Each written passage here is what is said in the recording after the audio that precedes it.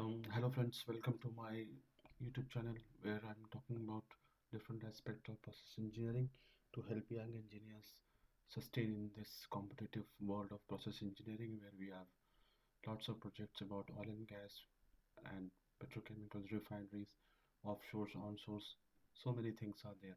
It's a whole ocean about chemical engineering where we do our design, we do a business into starting from concept to the detailed design. So I'm taking out some of my time from my busy schedule to start posting some videos for the young engineers or the professionals to understand and get into the knobs of chemical engineering design or process engineering design. So today I'm quickly doing a short video on checklist for process calculation for PSV sizing. So this is a typical checklist I have got. I prepared for this presentation, and this is also used as my as a separate consultancy in my paid consultation business. So so I'm just quickly go through this checklist so that we all benefit from this one. So this checklist says that project name, project number, item, and these things need to be filled up. And you can see that PSB sizing, there is a series of checklists that can be used for checking the calculation. So number one says that relieve property condition at relieving conditions, relief valve overpressure constitution correctly, 10% for the non fire case and 16% for multiple PSVs and 21 for the fire case. You have to check it. So this is a checklist. I will go one by one so that the precise knowledge for the PSV sizing can be done. For the fire case relief weighted area including area matching for piping and fire height from 7.6 meters as per API and 8,000 meters as per DEP should be considered as per DEP and as per API 520, or you can follow the project guideline as well.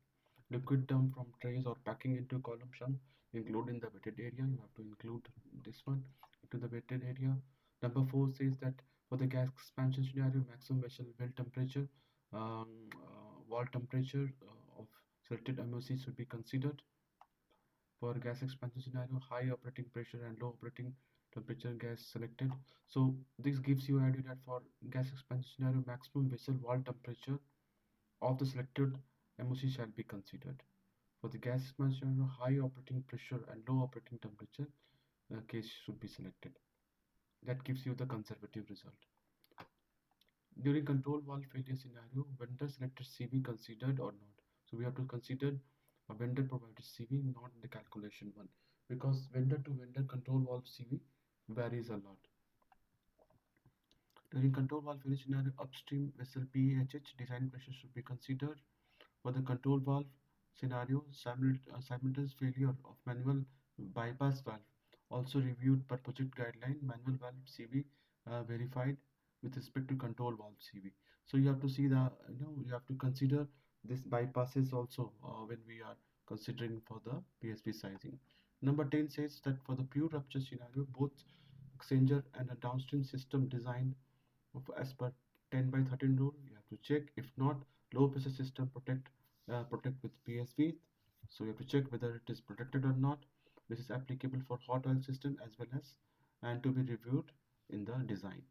So hot oil system is a closed oil system, and during that scenario, HPLP interfaces to be monitored, and in the case of 1013 rule is not honored, you provide the PSVs. Other applicable scenarios like blocked outlet, power failure, gas flow, and thermal expansion reflux failure should be considered for the PSV siding. So it's asking, have you considered that? Relief load for this scenario estimated correctly. So you have to estimate this scenario for this one. This is just a checklist, so I'm not getting into that detail. For the turbine generator exhaust block outlet, the relief analysis shall consider impact of control system, especially if increase in the turbine outlet pressure will result in higher steam flow to maintain power generation. TSV provided for the stagnant liquid system with sufficient volume specified as per project philosophy. So TSV is like thermal relief valves to be provided for the stagnant liquid consideration. If, then number 13 says that API 526 verified the selection of orifice or and number of PSVs. So you go to API for 526 and verify the selection. Adequate PSB back pressure, superimposed plus built-up, consider or not. Superimposed is like uh, something which is like other PSVs are relieving into the flag header, so there is a superimposed back pressure, built-up back pressure when the individual PSV is relieving, then pressure comes in. The relief system uh, with Z like compressive factor between point 0.8 to 1 point, direct integration method has to be used for the orifice sizing. So you will find that during the orifice sizing, the Z values are very critical for relief system with Z between zero point 0.8 to Z1. Evaluation of property has to be done isentropically. This is one of the scenario 15 and 16. You have to be careful with the Z value. The reverse flow scenario through the dissimilar check valve ensure relief load is based on the philosophy adopted by the project.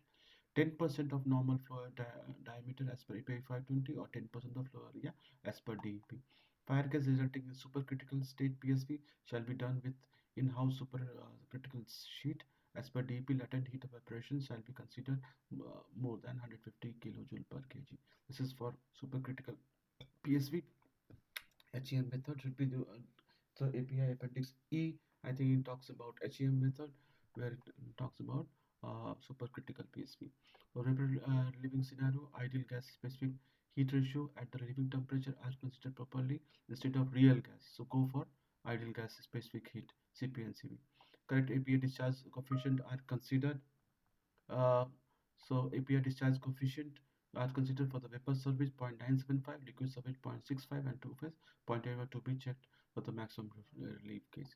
These are the 20 checklist in case uh, I have prepared for the PSP calculation, and hopefully you enjoy my video and keep tuned for similar such videos on checklist. Thanks a lot. Do subscribe my channel and do gives more likes so that it can encourage me to make more videos like this. Thank you very much.